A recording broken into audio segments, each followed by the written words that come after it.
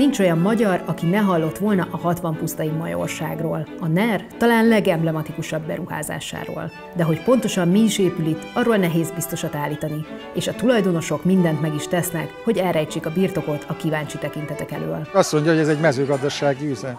Hát a lónak a faszát egy mezőgazdasági üzem, elnézést. Egyik olvasónk drónnal repült be a birtok fölé, hogy bárki maga dönthesse el, vajon mezőgazdasági üzemet vagy luxus rezidenciát lát. A magyar sajtó szorosan végigkövette az építkezést, ahogy az egykori főhercegi uradalom műemléképületeit a földig rombolták, majd fényűző, historizáló házakat húztak fel a helyükre.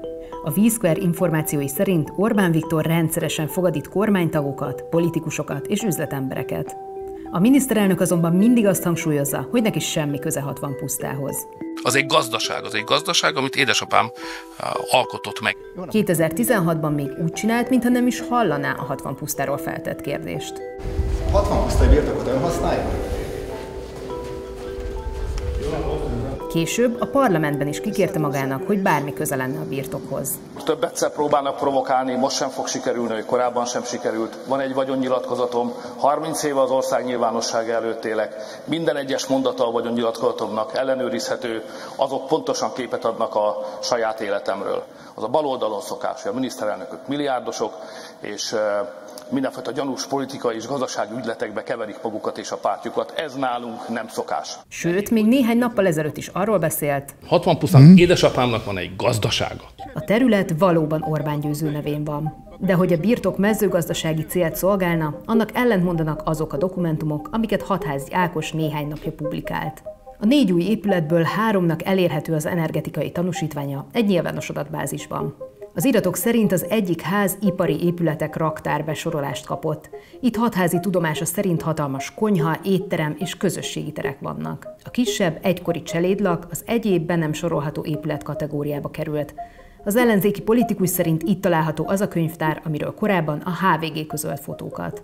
A másik, L alakú, egykori istálló azonban lakóépület besorolással szerepel.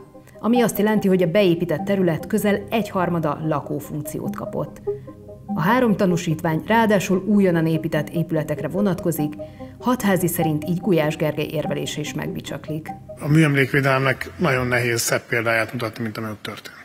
És akkor ön azt elhiszi, tehát ez komolyan lehet venni, hogy ez egy gazdaság, ez egy majorság. Hát ez egy majorság, igen. A 60 pusztai majorság egykor valóban mintagazdaságnak épült, de a földszintes istállók helyén ma már emeletes, liftes házak állnak. A birtokon van ugyan veteményes, de mezőgazdasági termelésre egyelőre semmi más nem utal. Van viszont üvegház, díszkert, mélygarázs, víztározó medencék. Olvasónk a zebrákról is készített videót. Ezek az állatok nem a majorságban, hanem ahogy a 444 térképén is látszik, Mészáros Lőrinc egyik közeli földjén élnek.